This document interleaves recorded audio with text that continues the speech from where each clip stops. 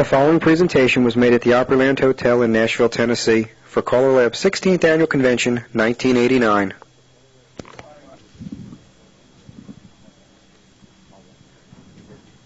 Good morning, everybody. Are we all happy campers? Don't forget that you have your CALLERLAB critique sheets in your packet, and I'm urging you all to consider putting this particular critique down, that next year they pick a city, they run the convention where the nights aren't so short. This session is on site resolution. My name is Kip Garvey. I'll be moderating the session for you here at Nashville.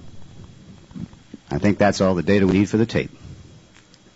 The session is being taped, and those of you who are familiar with the taping of the sessions, I think you're also familiar with the fact that we need you to come up and use the microphone anytime that you'd like to make a comment.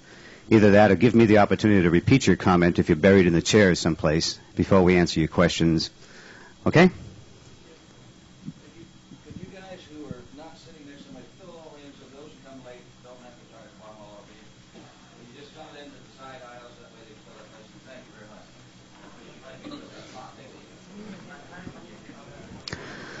Well, that's a great suggestion.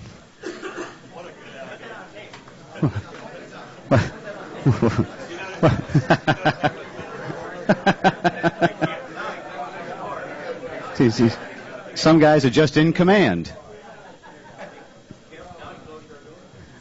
Yeah. They're going to close the doors, I guess, because noise overflow. Okay, this is what we have to work with, so this is where we're going to start this morning with site resolution. Now, let me ask a few questions. How many of you are already involved in site technology, calling? Almost everybody in the room. Is anybody here strictly modular or memory or use any techniques like that? Everybody in the room is using some form of site calling. Is that true? Okay, good. That makes it easy. We're going to differentiate very clearly between site calling and site resolution right off the bat. Site calling is the exercise of formation management, moving the dancers from one formation to another, any particular arrangement, and not particularly caring about partner pairings or sequence of ladies and men.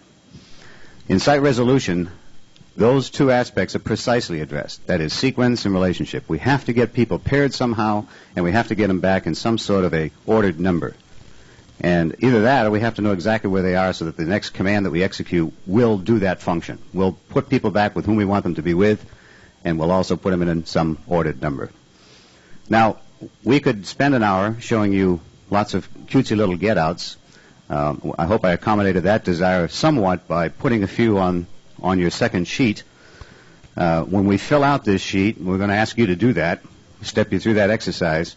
You'll, and then and then you have a few get-outs there that could apply. They're not the only get-outs for those particular setups, and they're not necessarily clever get-outs.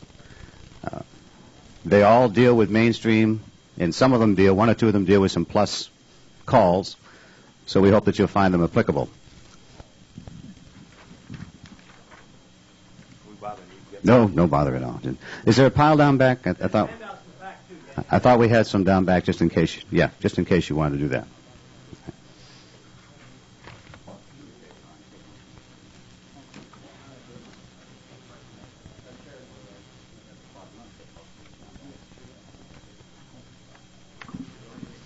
All right.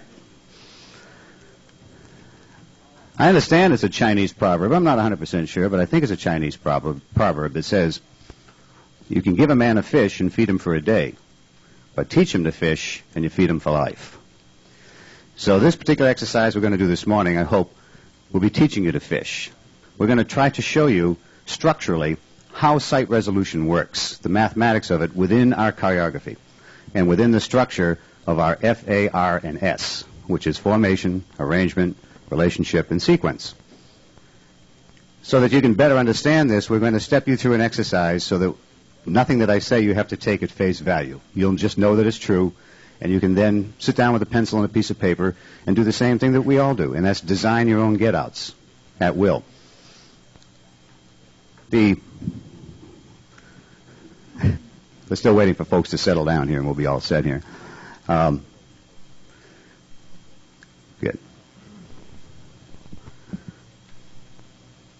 We know in symmetric choreography that there are 16 possible setups of any particular formation.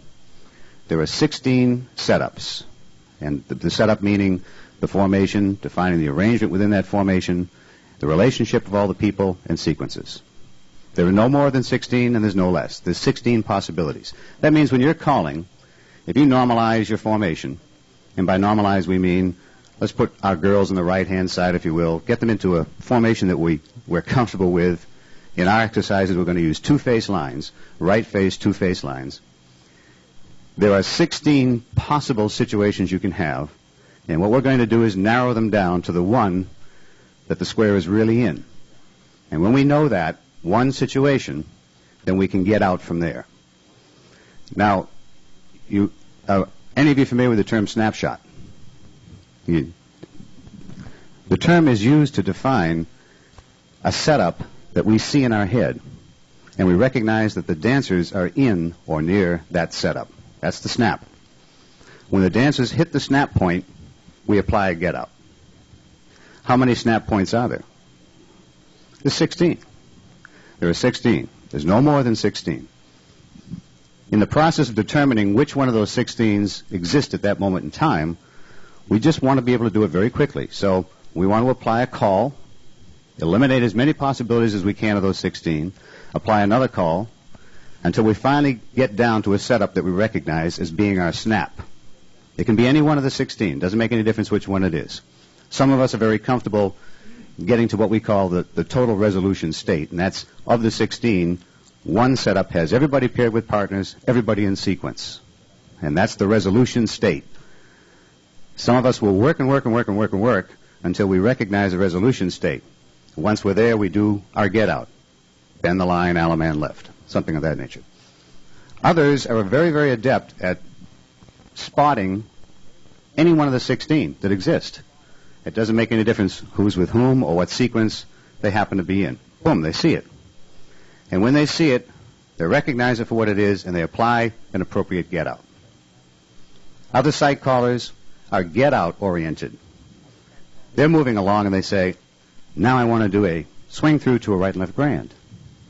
In order to do that, you have to maneuver the square into one of those 16, a very specific one, and then apply your swing through to a right and left grand get-out. So that's a get-out approach. Now, if I were to ask you what you use, you would probably say, well, depends on the situation. I sometimes use get-outs.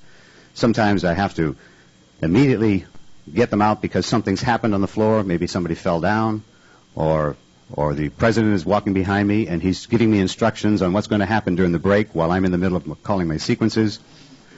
And so I need to get people resolved very quickly.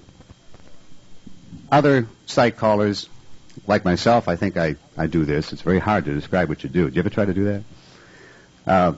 You go from snap point to snap point. Boom, boom, boom, just ricocheting all the way through. And I happen to be extremely uncomfortable in the situation where I do not know which one of the snaps in or near. I like to know, each time I apply a call, which one of those 16 setups the dancers are in or near. You don't have to do that, but that's just personal for me. I'm uncomfortable if they're not, because if something happens when I'm in the mid-stride, when I'm between knowing my setups, I'm lost, okay? Or I could very possibly get lost.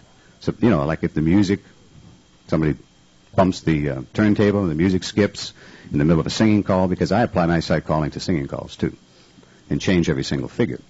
And I'm sure some of you do that. So, we have certain constrictions that we work in, and what we have to do here today in order to talk about sight resolution is to say, okay, we're going to define the environment or the situation that we're going to talk about. Now, we're going to talk about right face, two-face lines as being the formation that we're going to describe all our setups in. And we're going to assume that everybody in the room, because you're all sight callers, you can maneuver the square to a right face, two-face line. Is that a bad assumption? Or can everybody do that? I have to pick an amen section. Everybody say yeah. All right. It should be easy enough for sight callers to do. to get the square normalized and then to maneuver them into a right-faced, two-faced line. Now let's take a look at the graphic sheet that we have. It says determining generalized setups using odd and even technique. We're not going to really discuss the odd and even technique right off the bat. All right? Odd and even technique is a more advanced technique for people who have been sight calling for quite a while. For people who have many snaps and they want to know why those snaps all relate to each other, the odd and even theory ties that all in. But we do definitely want to talk about the beginning process of developing sight resolution. When we teach in caller schools, the very first thing we teach the callers to do is to make some sort of a partner pairing. And we've discovered that regardless of your experience as a sight caller, whether you're new to sight calling or whether you've been sight calling for many years, the technique of choosing a partner pairing is done almost exclusively. Almost exclusively. However, what is different is each caller picks different keys, and each caller might have a different definition of what a pairing really is. For instance, some callers will pair number 1 man and number 3 lady. They will strive to get that pairing somehow. To them, that's a pairing. Others of us, especially if you're dealing with friends and enemy theory, when you pair up 1 and 3, what do you have? You have opposites or enemies or that type of situation, okay? And one technique is not any better than the other. And one technique is not bad and the other one good. They both work. Anything that works is good. So we've discovered that you can select your keyed answers just any which way you want. And with 2 callers calling simultaneously together on the stage, swapping the mic back and forth, they can have different keys in the same square. And everything will still work for them. So we have to say right now, before we begin, that in our discussion, that we're all going to agree on which keys we're talking about. The ground rule that we'll establish here today is that the keys are the number 1 couple and the number 4 couple. Okay? That's the shaded boxes and circles that you see on your graphic sheet. They represent the number 1 and the number 4 couples in the 16 possible setups. That's where they would be. Now, there are no numbers in there. We're going to do that exercise right now. Put the numbers in there. In order to appreciate the 16 possible setups, you have to know, and I'm sure a lot of you do, that half of those 16 setups will have all the men in sequence, and half of them will have all the women out of sequence. Half of them will have men in sequence, half of them have men out of sequence. Half of them have women in sequence, half of them have women out of sequence. That's 8 and 8. Also, we know that as far as odd and even goes, half of them will be an even situation and half of them will be odd. Now, when we get done with this exercise, I hope this is all going to come together for you, but that's why the graphic sheet that you have is divided that way. All right? I'm going to force you to a particular situation. We're going to put the numbers in the way I want them to go. All right? And the reason I'm doing that is so that you can see yourself how it's all constructed. All right? But it doesn't have to go this way. As you can see, you can kind of switch these things around. But if you just give me the liberty of doing that exercise, then, or doing it this particular way, and play along with me, I hope we'll bring it all together before it ends. So, let's take a look at the top half of the sheet.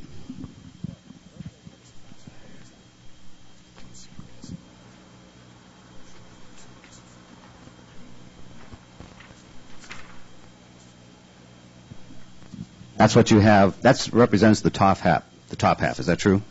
Okay. All right. Okay, so the first situation, I'm going to have to get over here, I think.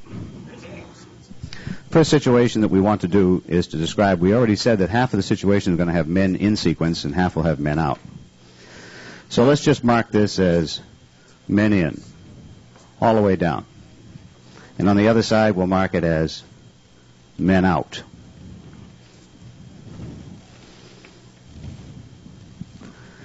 And in the situation where we have to concern ourselves with ladies sequence, we know that half of them will be in and half of them will be out again, but this is the way I'm going to construct this.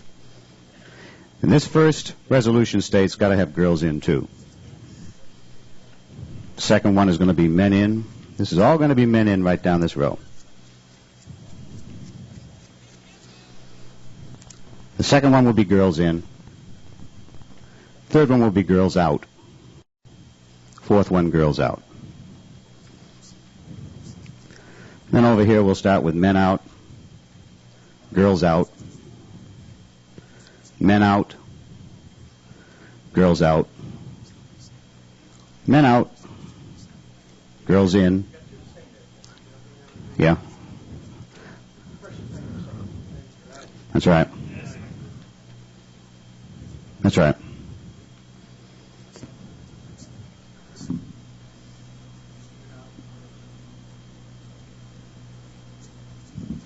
Okay? So here we have a situation where we have all 4 men in and all 4 men out. And this side we have 2 of the girls in, 2 of the girls out. And over here we have 2 of the girls out and 2 of the girls in. All right? Now, using that as a guideline, can we then put the numbers in? Here's the easiest way to put the numbers in. Start with the men. In this particular case, we're going to start with number 1 man and put him in the left-hand corner and just go right through the rotation. You'll see how easy this is. Okay? We know that the men are in, so this has got to be 1, 2, 3, and 4. And you can do that all the way down, since the men are in. All the way down for all this side on the even.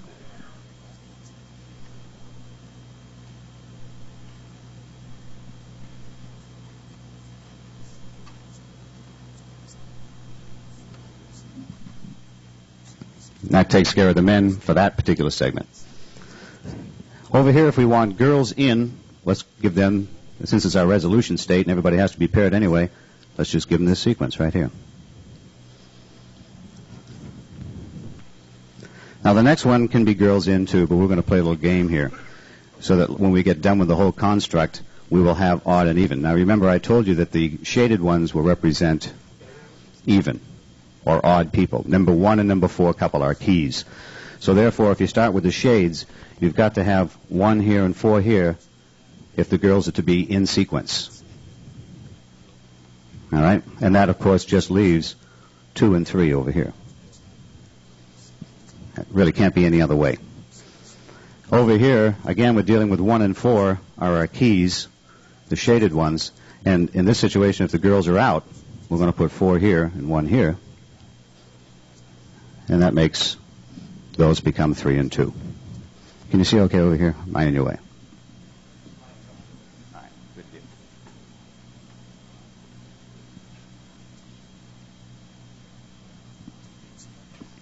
And in the last one, again, with the girls out of sequence, it would have to be 1, 4, 2, and 3.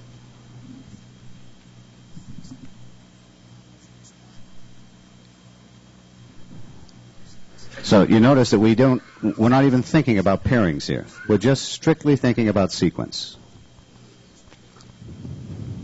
Now let's go over to this side here and just use the same basic exercise. We know the shades have got to be 1 and 4, so the men here are out of sequence, and my pen is drying up.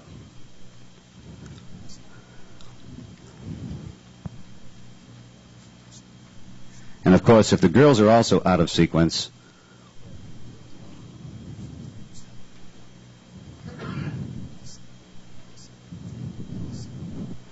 that would be what you would end up with.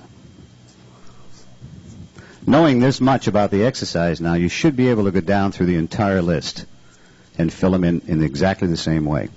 Okay? We'll just do a few more, but I won't use the mic.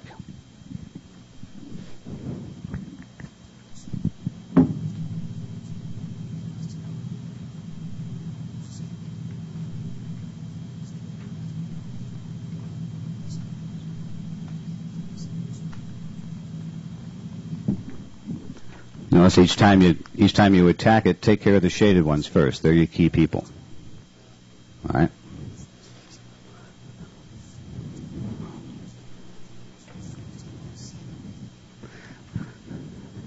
Those of you who finish this exercise may leave for home early, and you have 1 day off next week.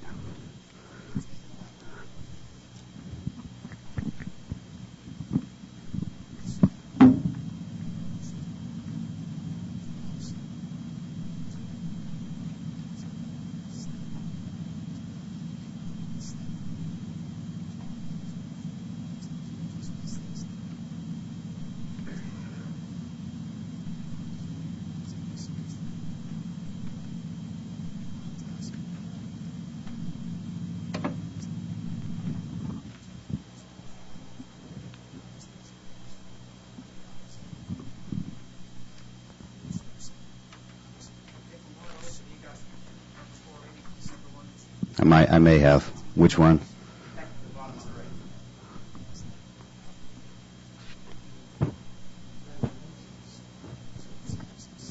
Girl, I think that's okay, Bruce. You referring to this one? Okay. I think it's okay. It's hard to see the circles and the squares. All right. Everybody copying that down? You satisfied with that? Good deal. When you get done with that whole sheet, you should have something that looks like this.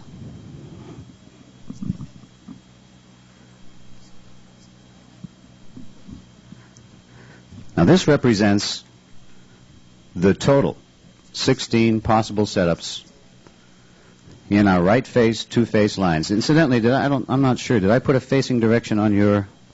No. Okay. The reason I didn't do that is to show you how powerful this could be once you set it up, and because you can convert the formation that we're talking about here just by changing the facing direction to a number of different formations. We've selected right face, two-face lines, and if you put the facing direction, which is this little item on each one of the squares,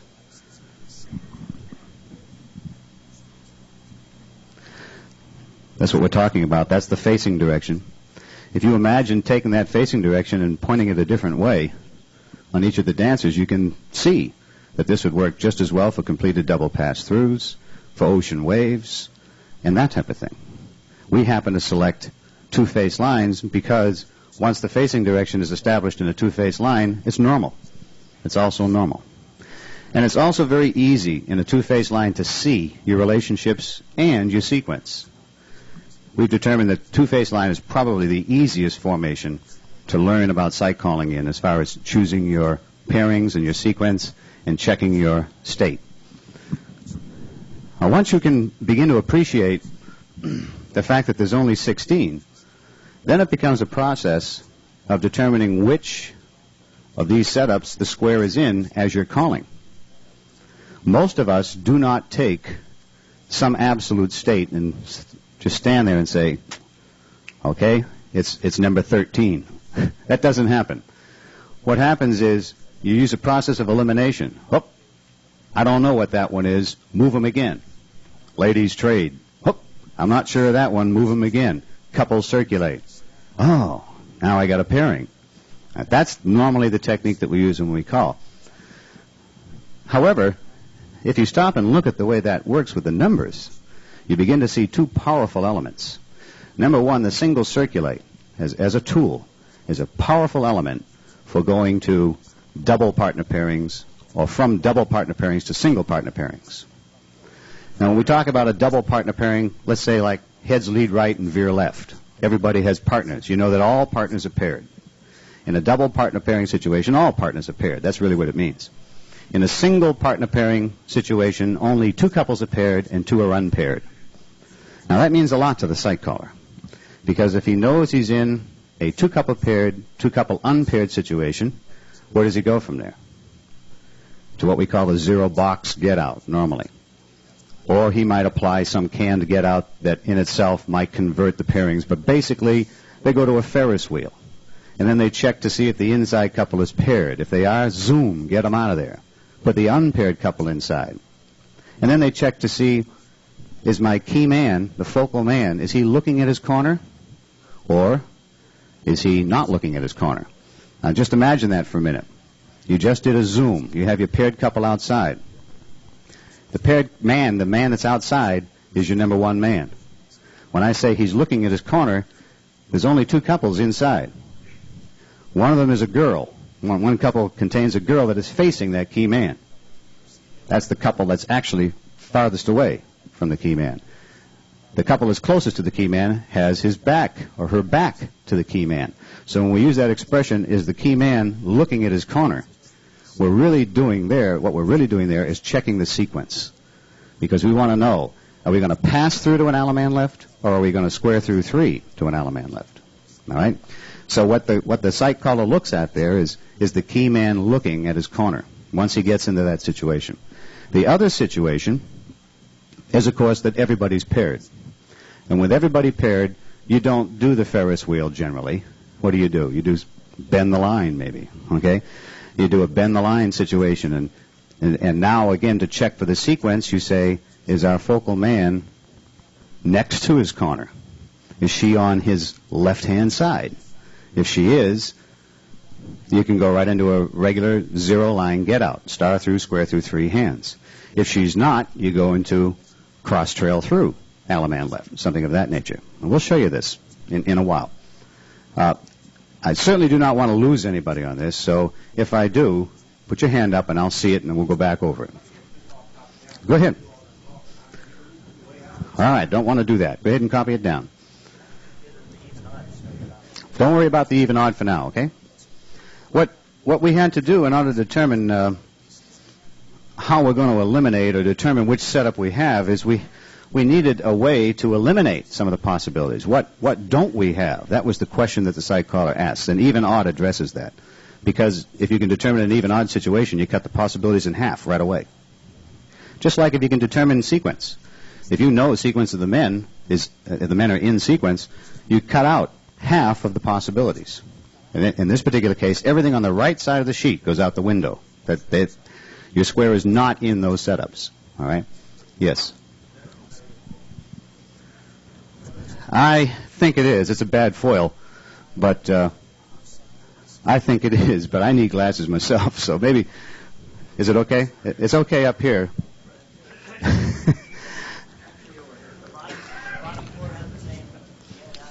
Everybody has the top half covered. Has everybody done the top half? All right, I want to move the foil up so maybe you can see a little bit better.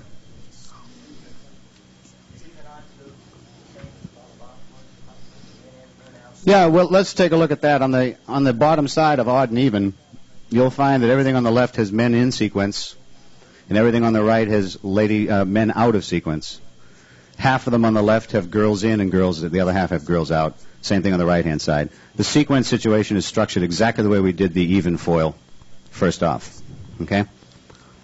But you can double-check that yourself. Just check the sequence. And mark it the same way. Men are in, girls are in, men are out, girls are out.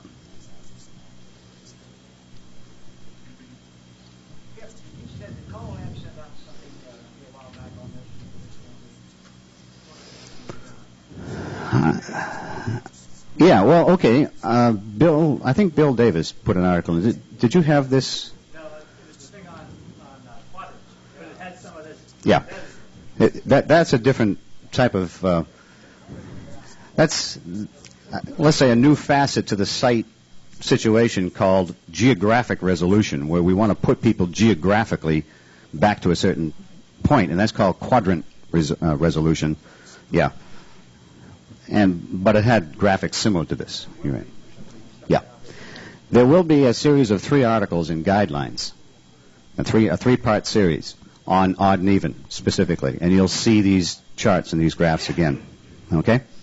And it'll probably explain it better than we will be able to do in an hour in this room, I hope. Do you have the numbers down? Okay.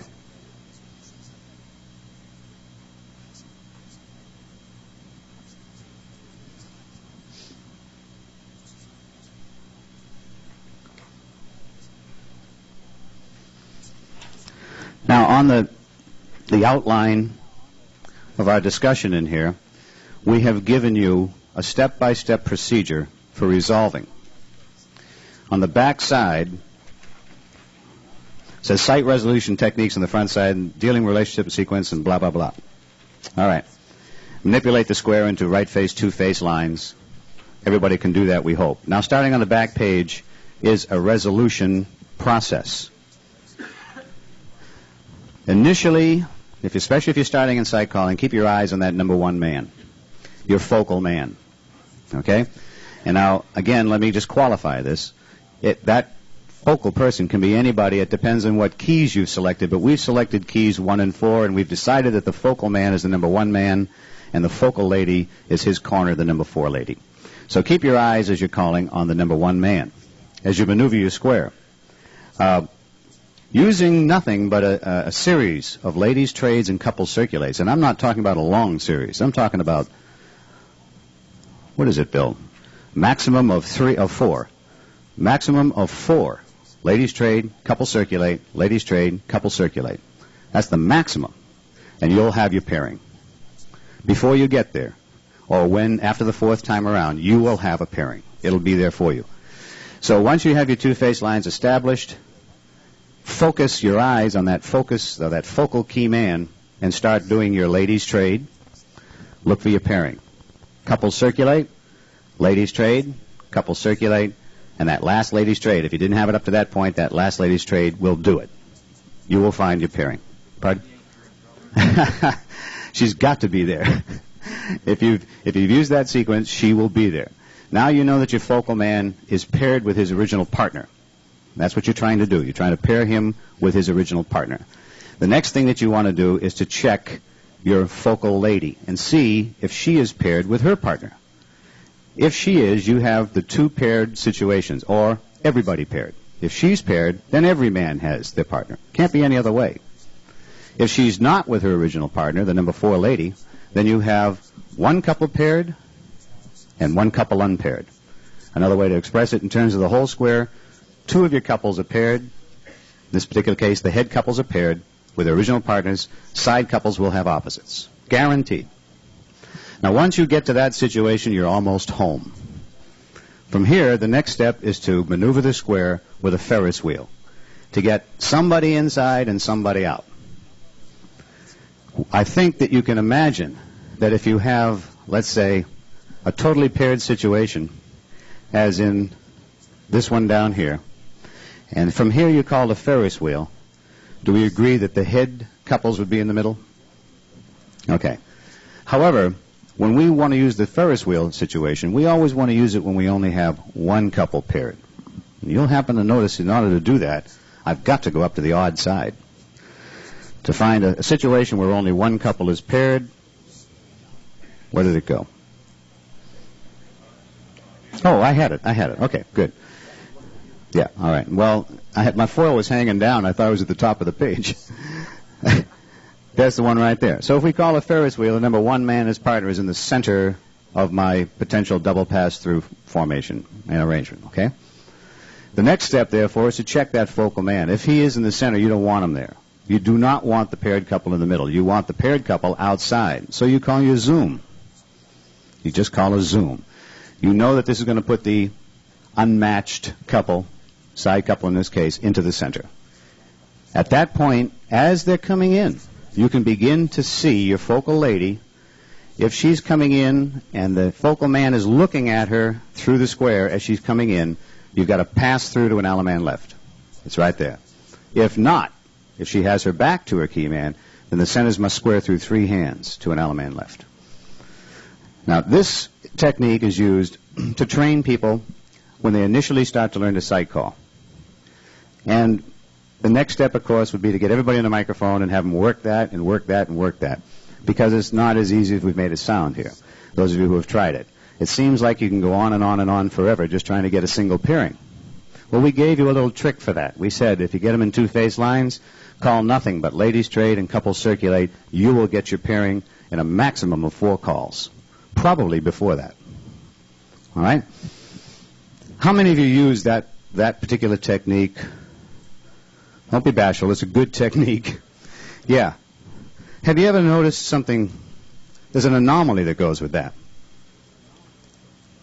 Have you ever noticed? Well, let me finish the other side of the exercise first. Suppose that you have everybody paired. First of all, how do you determine it? You look at your key man. He has his partner. You've already established that. Now you look at your focal lady. She has her partner too. And you did that by doing couple circulates, ladies trade, couple circulates. You just look at them and you can see that they're paired. Now this is going to take us to what we call the 0 line situation. Somehow, you bend the line.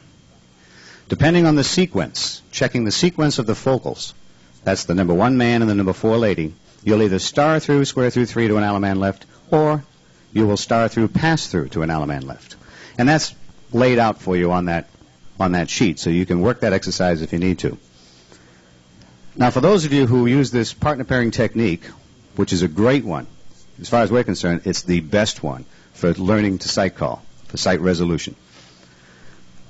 Those of you who use this technique, have you ever found yourself going to the Ferris wheel situation a lot more than you go to the line situation? Have you ever wondered why? It's easier? What are the chances after you've found it, let's say you're watching your number one man and you get him matched, what are the chances that the other half of the square will be unmatched or the other half of the square will also be matched? Is it 50-50? No, it's not. We found that out. Take a look at, that's what it'll be. You take a look at all the numbers and all the setups you have in there, concentrate and count how many of them have any kind of a pairing. That means take a look at the number one man and see if he's right beside the number one lady, or take a look at the number four man and see if he has number four lady right beside her. How many of the 16 have any kind of pairings?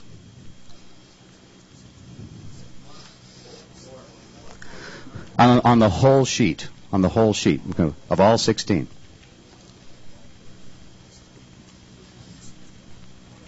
How many have any kind of a pairing?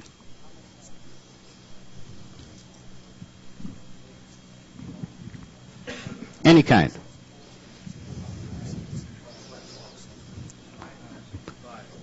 You got 5? You better count again, I think. You think there would be 10? I'll tell you there are 6.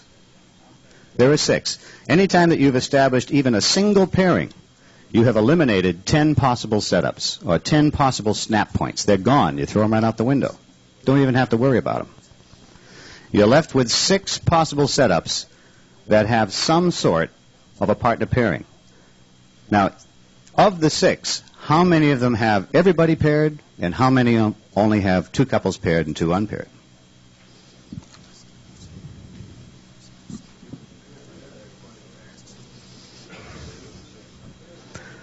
It's 2 and 4, isn't it? Only 2 setups have everybody paired. The other 4 have only 1 couple paired. So if you're calling along and you achieve a pairing, the chances of it being a single pairing with the other couples unpaired are twice as great as having everybody paired. So the ratio for resolutions to boxes, what we call 0 box, using the Ferris wheel technique, will be 2 to 1. That means every time you try to resolve with using a partner pairing technique, every 2 times you do it, every 3 times you do it, never mind, it's 67% is what it is.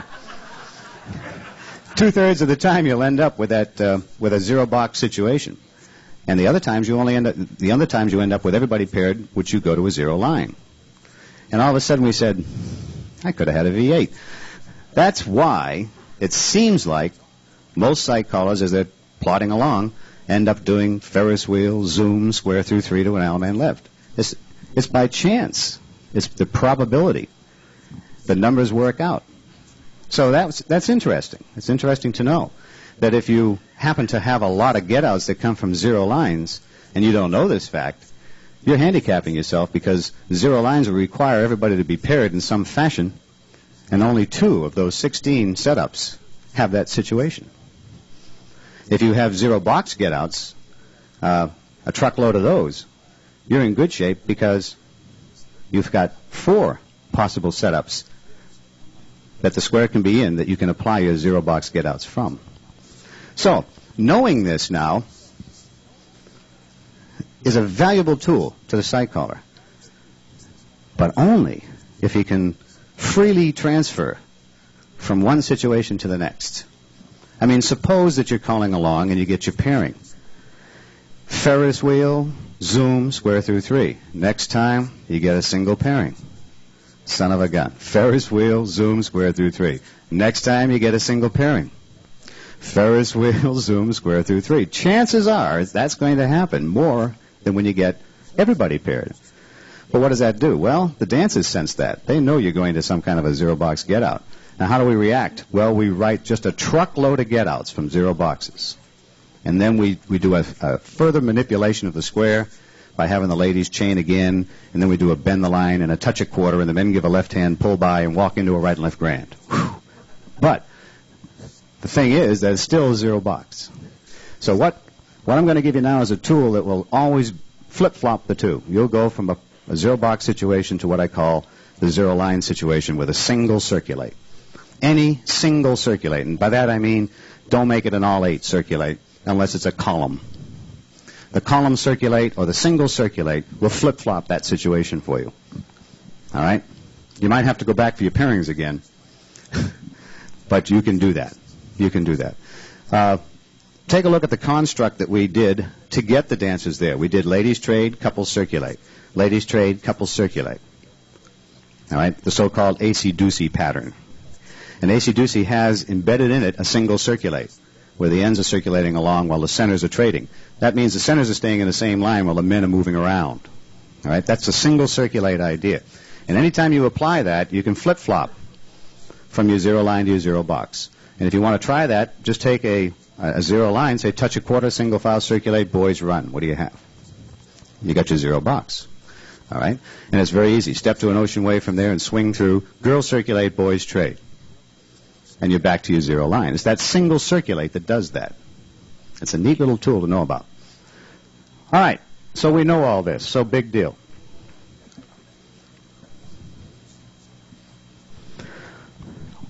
What about odd and even? Well, let's take a look at that.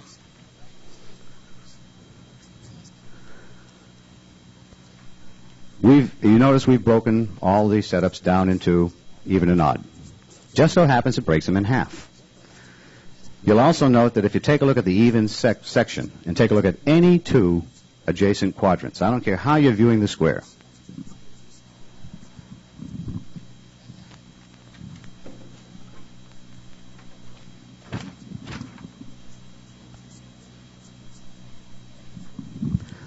this is all even up here. You can view the square this way if you want. How many keys are in those two adjacent quadrants? Always an even number of key dancers. Okay? Take a look at the square that way. Those two adjacent quadrants. No matter how you look at it, any two adjacent quadrants will have an even number.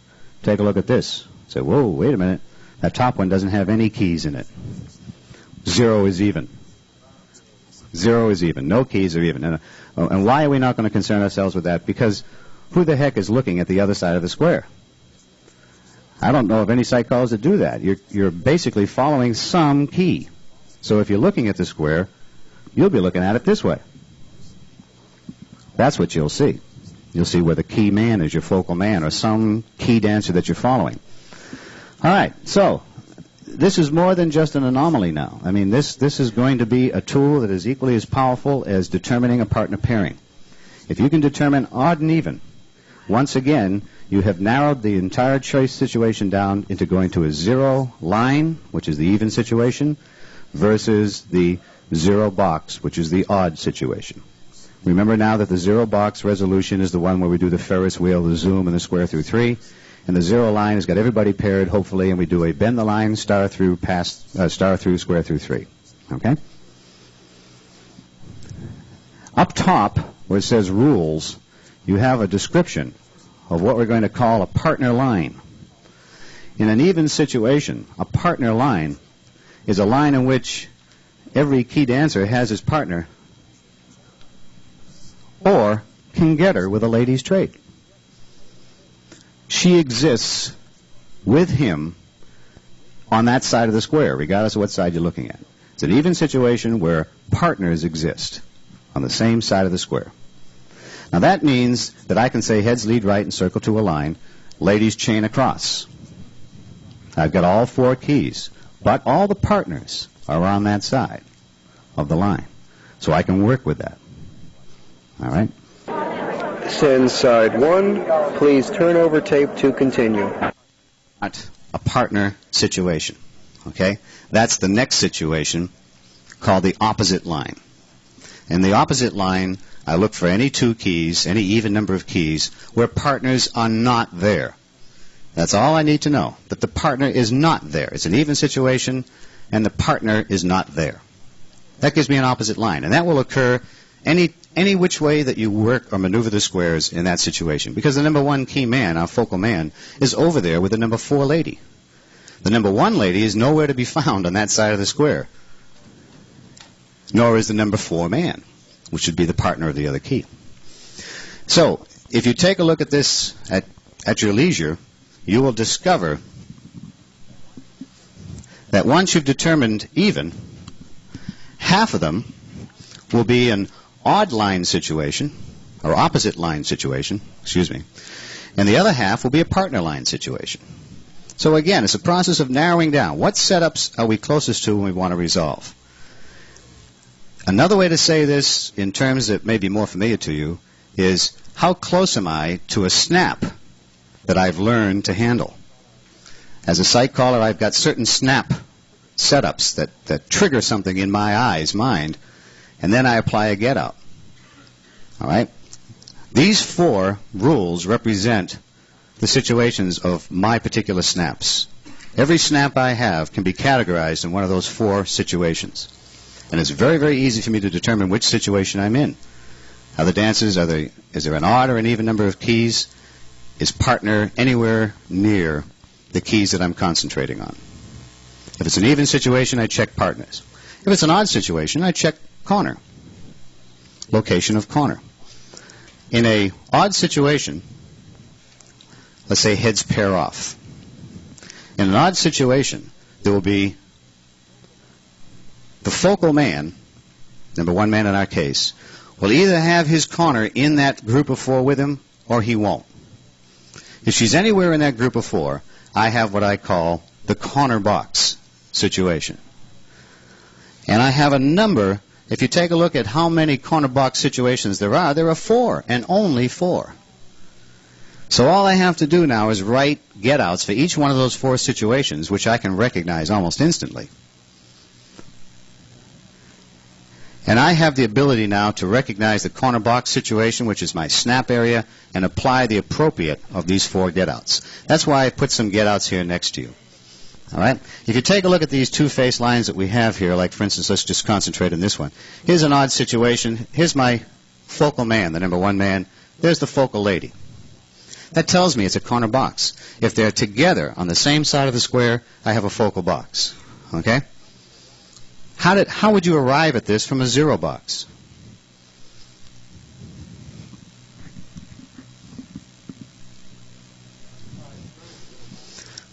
From a 0 box, you want to slide through. This is a very precise setup now. It includes the 2-face line. It's a 2-face line with these particular partner pairings. How do you get there from a 0 box? Pretty close. This would be the situation down here for swing through center run. Okay, the one that you have down the bottom. Recycle, step to a wave, recycle, veer to the left. Now that should trigger a question in your mind. How many other partner pairing situations can you get if you just start with a 0 box and you try to keep things pretty simple? You want to know how many pairing situations and sequence situations can you have? And the answer is there's only 4. There are only 4. Here they are. 1, 2, 3, and 4. No matter how you manipulate, if you want the end result to be a right face, 2-face line, normally paired, it's got to be one of those 4. You can use 12 calls to get there, or you can use 112 calls to get there, but you've got to end up in one of those 4. And the last snap is what I call the across-the-street box. And the across-the-street box is significant because the focal man is there, but his corner is not.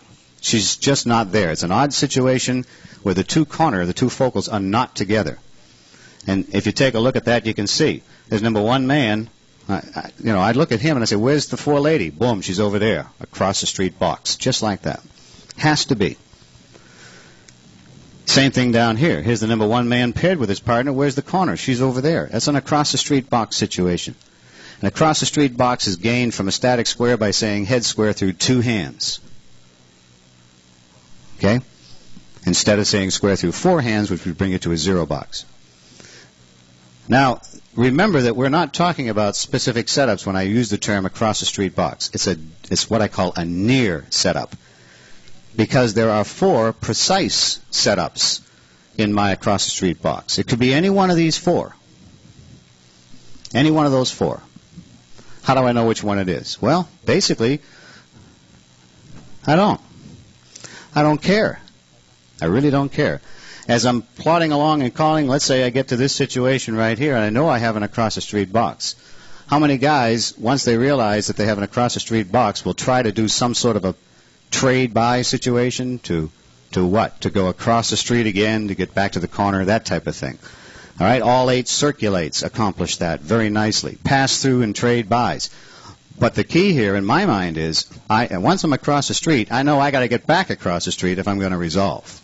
And my get out will contain the mechanism that will move the dancers across the street.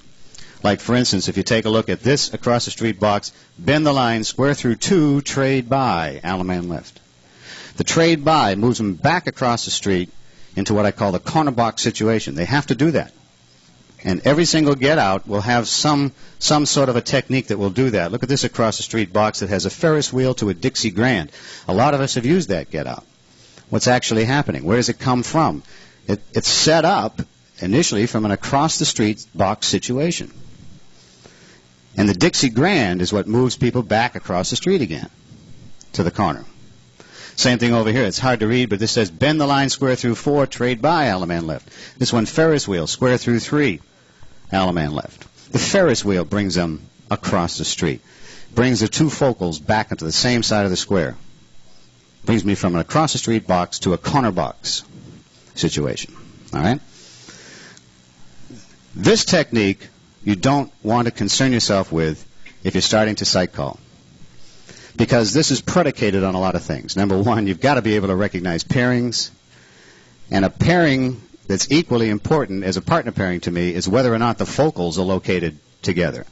So you've got to be able to pick that out.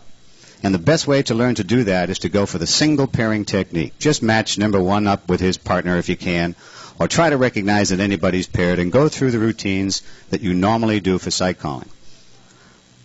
But when you're at home, practicing with people that you know, so that you know all their dental work and all the other stuff that you use to mark your dancers and so on, start thinking about odd and even. Just start thinking about it. Instead of saying, my partner's paired, start saying, how many keys do I have over there? Are there 3? Is there 1? Are there 2? Are there 4?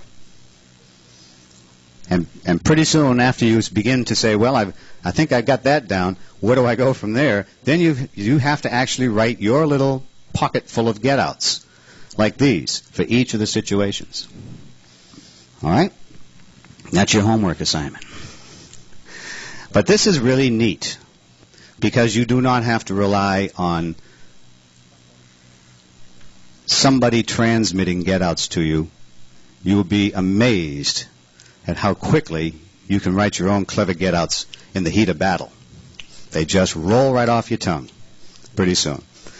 And just to give you an example, I hope this comes out right, because I certainly don't want to sound like I'm blowing my own horn here, but I happened to be going by the exhibitors Sunday night, and Bill Fott was playing with his Angels computer, his computerized Angels program.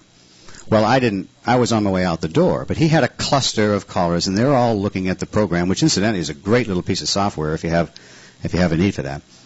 And I happened to be walking by thinking about a meeting I was going to, and he was doing a demonstration on the screen, and I heard him over say, suppose you want a 1-call resolution from here. Can you get him out in 1 call? And he reached out and grabbed me by the arm and said, how about you? And I looked at the screen and said, swing through right and left grand, and walked away again, before he had a chance to hit the key that does that.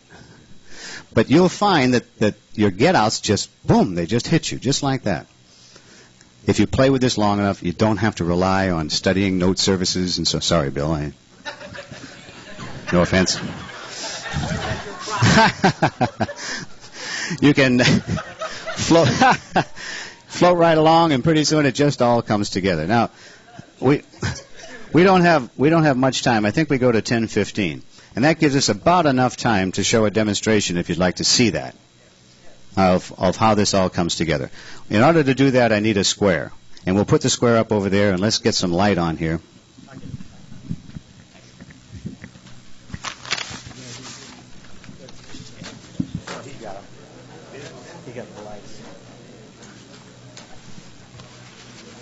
going to use just two? Yeah, let's use green and yellow. Green and yellow.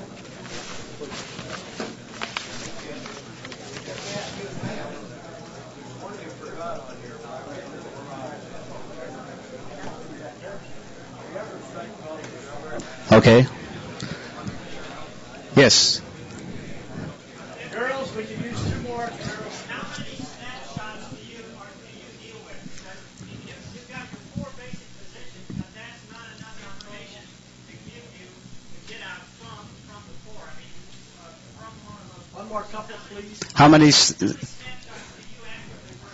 do you actually work from? The question is, how many snaps do I actually work from?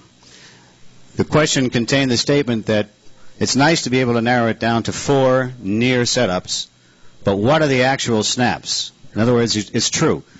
Knowing the near setup doesn't give you enough or all the information you need to go directly to the get-out. Okay?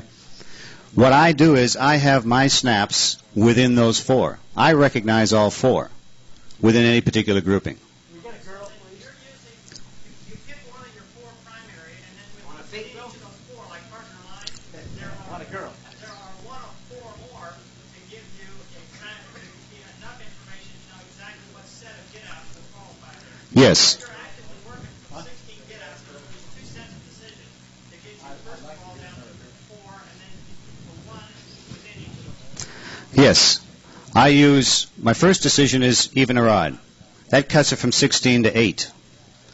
Once I've decided that, I take a look at the partner to my key or the corner relationship. If it's odd, I go focals. Where are my focals? If it's even, I go, where's my partner? And that cuts it down from 8 to 4. That puts me in the ballpark of the across the street box, corner box, partner line, opposite line situation.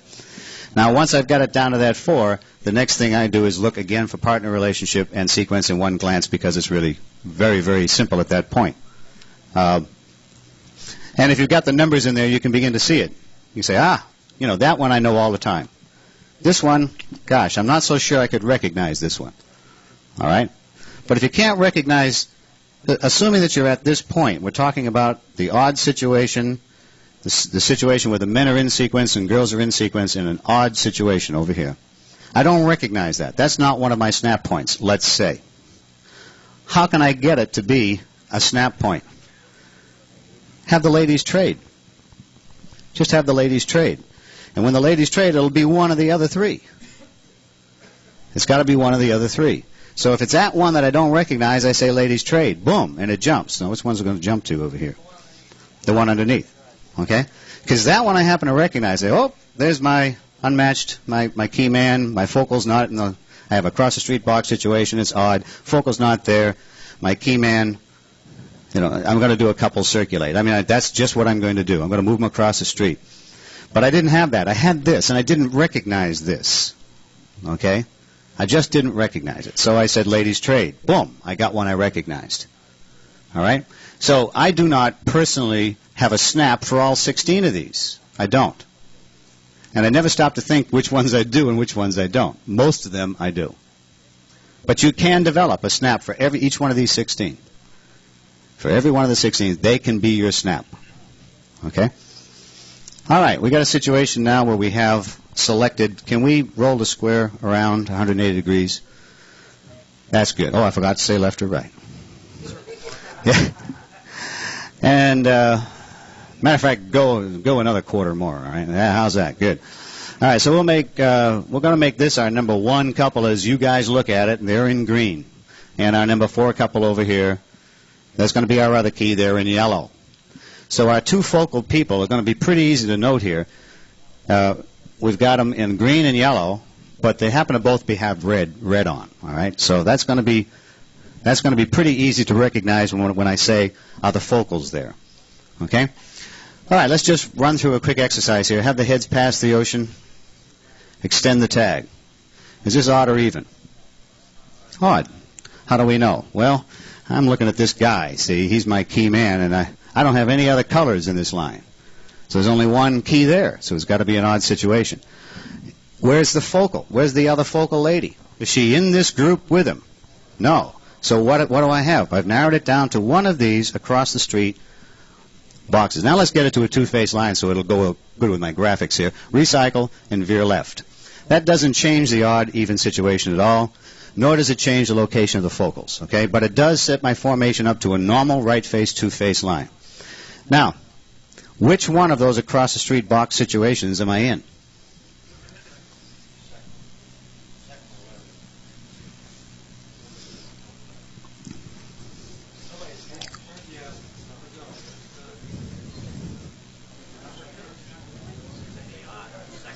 The odd one, the second one down from the left, okay?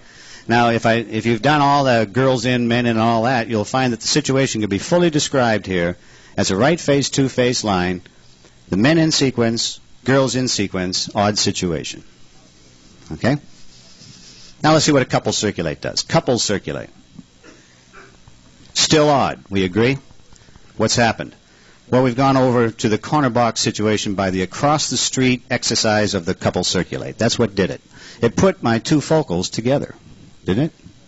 All right, it didn't. Ladies trade. Look what that's done. Odd situation again. Watch this. Boys circulate. What has that done? It's gone to even. It flip-flopped from odd to even. And when I see that happen, what am I doing in my mind? I'm going to partner line, opposite line as my two general localities or my near setups. In other words, I go to a zero line approach for my get out, whatever that is. Bend the line. Star through. Veer left. Couples circulate. All that maneuvering has not changed the odd and even, has it? It's still even. Okay? Ladies circulate. The single circulate does change it. In every case. We have an odd situation here, do we agree?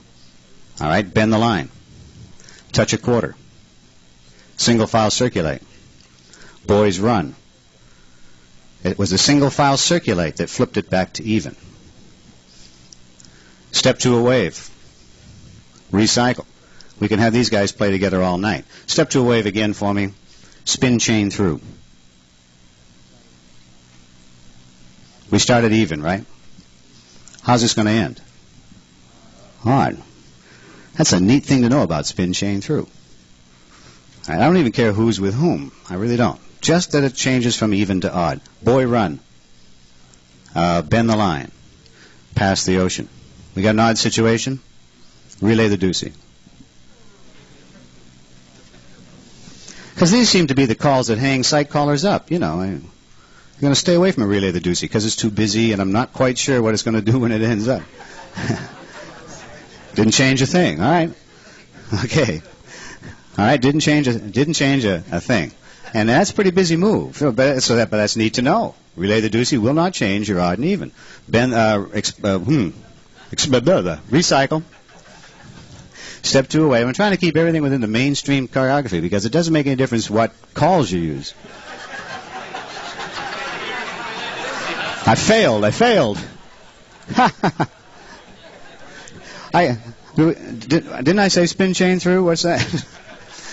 I'm just spin chain through is mainstream, isn't it? Sure. I know that. Recycle. Veer left. Short nights. Ladies hinge. All right, now this is a formation that begins to get difficult for sight callers. Diamonds and things that are not what we call a 2x4 formation.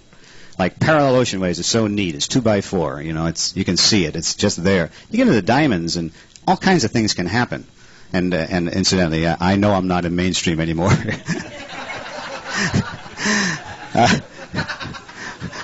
Ladies swing through. Flip the diamond. All right? How about that? Boys run. Let's see if it works the other way. Ladies hinge. Let's do a diamond circulate. Situation is now just regarding odd and even. What's the situation? Even. Okay. Boys swing through. How about that, huh? Flip the diamond. That's going to be odd. And, yeah, I mean, it's not going to change things. And all we're looking at here is how to determine that odd and even real fast. Let me do this. Boys circulate. Now, I'm trying to get to an even situation here. Recycle. All right, now let's take it a step. The next step. Focals. Where are they? Partners. Where are they? It's an even situation. Take a look at the two keys that I determined that it's even with. All right, one's yellow and one's green. Are they partners with each other? No. So therefore, I must be in the across the line or opposite line situation. One of those four. It's got to be one of those four. And that's all that I need to know in order to get out, because I'll just play with them over here a while until I get something that's more that narrows it from the four down to the precise one I'm in, and then apply a get out. Or I'll maneuver them get out wise. All right? 8 chain 3. You turn back, slide through. Whoop, whoop, whoop, whoop. Turn back and slide through. Should have stayed with the plus stuff.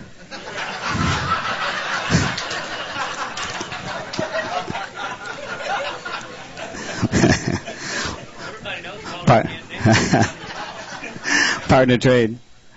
Yeah, that's the last thing they do before they kick you out of the class is they make you a caller.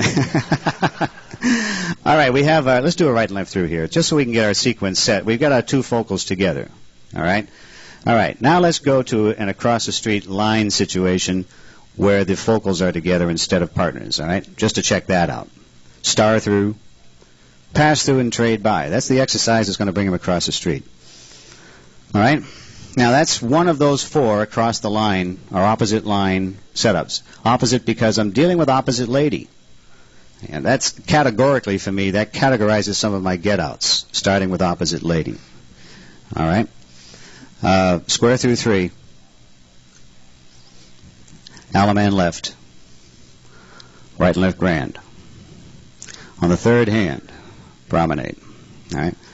That little gimmick of using or doing something on the third hand requires you to start your get out with an opposite lady. All right, so that would be a get out oriented resolution, right there. Right? I purposely set up the opposite line so I could get the opposite lady in that box. Then I applied, once I located her sequence wise and partner wise, I applied that resolution. Let's have the sides pair off. Bad idea. Back away, please. Have the heads pair off. It's tough for everybody to see when the column runs that way. All right, step to an ocean wave. Bad idea. Square your set. You're doing good. You're doing good. You're doing good. Yeah. All right, now let's do this again. Sides pair off. Yeah. Back out of there, sides, please. And the heads pair off. Yeah, I really mean it. We recognize that a zero box can go either way. All right? It can go either way. If your eyes are glued on your focal man, and you always want him inside looking at his corner outside, then you make your job twice as hard as it is. Now back away, heads, because, thank you, sides move in and pair off, because this is also a zero box. All right?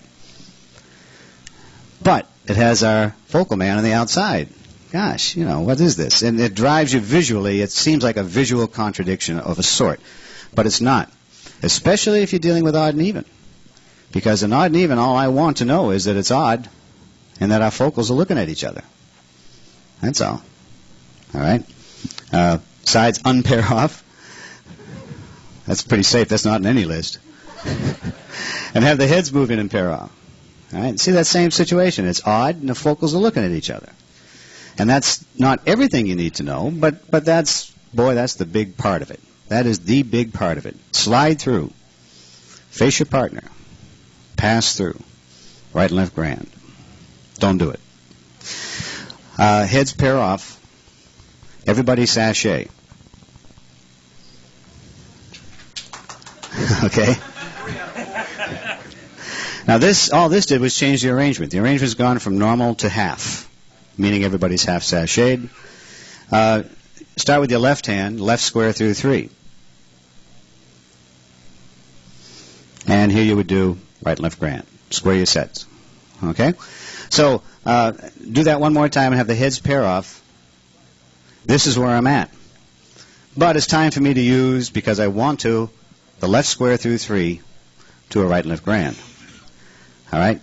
Now, this is where sight resolution and sight calling come together in a marriage. Because what I'm trying to do is, I've already resolved. The resolution is there because I've determined this setup. I know exactly where they are. And now what I'm going to do is move them from this setup to another setup.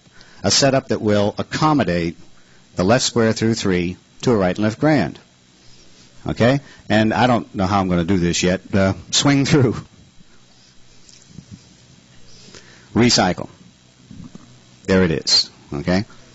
And so it gives me a chance now to concentrate on body flow and hand usage and some other things and get more flow out of the action. Because I knew where I was and I snapped it there, but I said, no, this is a get-out oriented exercise, so I wanted to do that get-out, and I went for it. Now I changed my mind. I said, oh, I forgot. I already did that get-out 3 calls ago or 3 sequences ago on the last tip, and I don't want to overuse these get-outs, so what haven't I done? Well, let's see. I haven't done a spin the top to a right and left grand. I need to do that. No, it won't work from here. Okay, hang on. I'll tell you when to move, guys. Thanks. I'm trying to think of what I'm going to do here. The situation is odd, and I know in order to use a spin the top to right and left grand, I must have an even situation. So the very first thing I'm going to do is some sort of a single circulate. Let's do this. Step to a wave, girl circulate. The next thing that I need in order to do a spin the top for right and left grand is I must have all partners. I have to have an even situation with all partners. Okay? Somebody want to help me get there? All 8 circulate.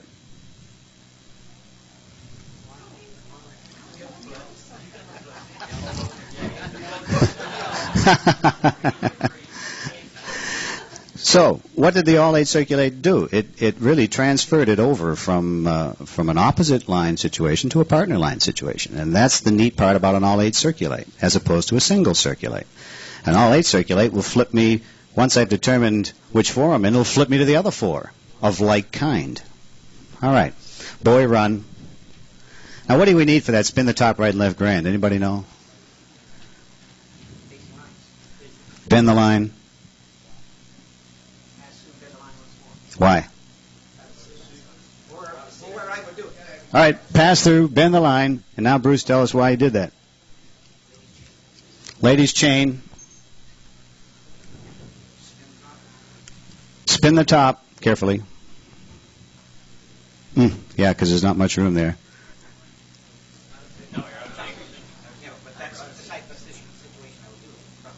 Yeah, okay, well that's okay. We got a sequence problem here, all right? But how many of you saw the sequence problem coming up just right at the spin the top?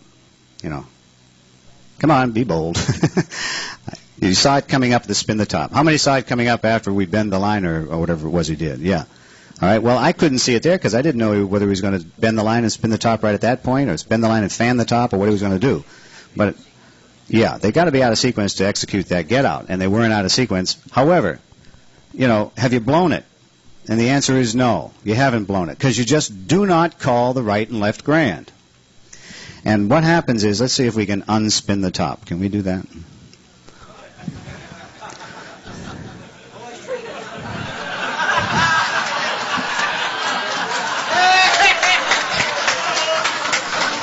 Good deal.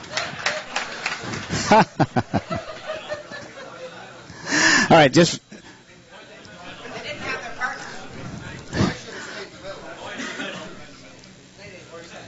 No. I don't think it was boys.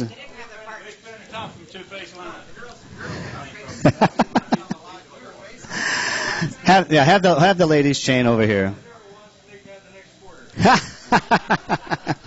And you guys relax a minute because, you know, whatever's happening on this side over here with the colors is going to happen with you. As you just step back a little bit so the folks can see the colors. That's it. Good. No, it doesn't make it. You're not going to be dancing this next sequence here, right? You're doing okay. Yeah. We just want everybody to see our colored pennies over here. In other words, our key dancers. Hang on a minute. Well, we had the ladies' chain. Okay, now here's the situation. We came up to here. We knew everything was right. The rest of the square is still functioning in real time. And we said, spin the top. All right, so go ahead. Start your spin the top. I can see right away that this right and left grand will work, but with this key man having his back to the square and the other focal lady with her back to the square, the sequence is not going to work. So I just don't call the right and left grand. What do you call instead? Well, I'd like to call boys trade, but after the spin the top, that means that they're going around the world. All right? I would like to call it that. But so instead, and it would work. It's really fine. Boys trade, recycle, right and left grand would probably work just fine. But same sexes trade. All right. That would work also. All right. But the thing is that you can pick up from there. You can get out very easily because right now you're just playing with one unidentified item, and that's sequence. Everything else is totally identified, and you're rearranging for sequence. So it's fine. Do a swing through. Recycle. See it coming up. Pass.